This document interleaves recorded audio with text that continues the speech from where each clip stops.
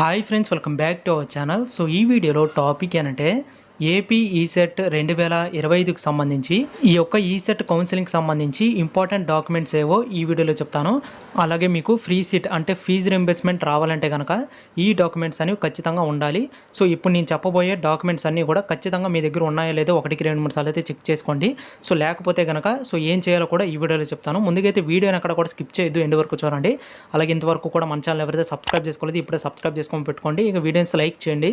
ఇక లేట్ చేయకుండా మనం వీడియోలోకి అయితే వెళ్ళిపోదాం.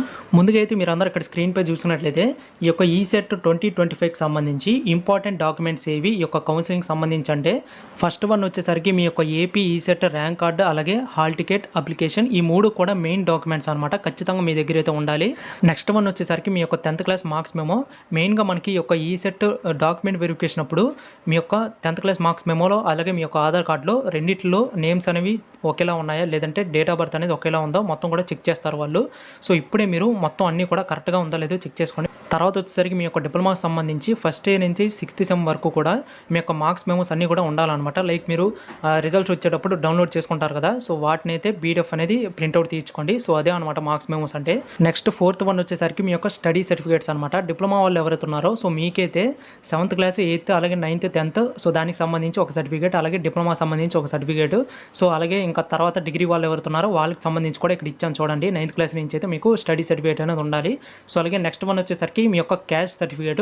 ఎవరైతే ఎస్సీ ఎస్టీ బీసీ కేటగిరీ వాళ్ళు ఎవరుతున్నారో సో మీకైతే క్యాస్ట్ సర్టిఫికేట్ అనేది ఇంపార్టెంట్. సో మీకు క్యాస్ట్ సర్టిఫికేట్ ఉంటేనే మీకు రిజర్వేషన్ అనేది ఉంటుంది. సో ఖచ్చితంగా ఈ డాక్యుమెంట్ అయితే మోస్ట్ ఇంపార్టెంట్. ఒకవేళ మీ దగ్గర లేకపోతే కనుక అప్లై చేసుకోండి. సో ఇప్పుడే అప్లై చేయండి, మీకు వీలైనంత త్వరగా అయితే రావడానికి అయితే ఛాన్స్ ఉంటుంది. సో తర్వాత మీ యొక్క ఇన్కమ్ సర్టిఫికేట్. సో మెయిన్గా ఇన్కమ్ సర్టిఫికేట్ ఉంటేనే మీకు ఫీజు రింబర్స్మెంట్ కానీ మొత్తం కూడా రావడానికి అయితే ఛాన్స్ అయితే ఉంటుందన్నమాట. అలాగే మీ యొక్క ఇన్కమ్ సర్టిఫికేట్ వచ్చేసరికి జనవరి 2021 తర్వాతే ఇష్యూ చేయబడాలి. అలా ఉంటేనే అది వ్యాలిడ్ అనమాట. నెక్స్ట్ 7th వన్ వచ్చేసరికి EWS certificate. OC category students ఎవరైతున్నారో సో మీకైతే మీ యొక్క సీట్ అలాట్మెంట్ అప్పుడు రిజర్వేషన్ కావాలంటే కనుక ఖచ్చితంగా మీకు ఈ యొక్క ఈడబ్ల్యూఎస్ సర్టిఫికేట్ అనేది చాలా యూజ్ అవుతుంది.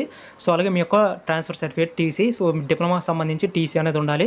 అలాగే నెక్స్ట్ మీ యొక్క ఒకవేళ మీకు ఇన్కమ్ సర్టిఫికేట్ లేకపోతే కనుక మీ యొక్క రేషన్ కార్డు ఏదైతే ఉందో సో దాన్ని అయితే పెట్టుకోవచ్చు. తర్వాత రెసిడెన్స్ సర్టిఫికేట్. సో ఇదైతే ప్రతి ఒక్కరికి అవసరం లేదు. సో మామూలుగా అదర్ స్టేట్ నుంచి ఈ స్టేట్కి వచ్చి చదువుకునే వాళ్ళకైతే ఈ యొక్క రెసిడెన్స్ సర్టిఫికేట్ అనేది అవసరం అనమాట. సో చూసారు కదా, ఇవన్నమాట ఇంపార్టెంట్ డాక్యుమెంట్స్ ఏపీ ఈసెట్ కౌన్సిలింగ్కి సంబంధించి. వీడియోస్ లైక్ చేయండి, మన ఛానల్ అయితే సబ్స్క్రైబ్ చేసుకోండి.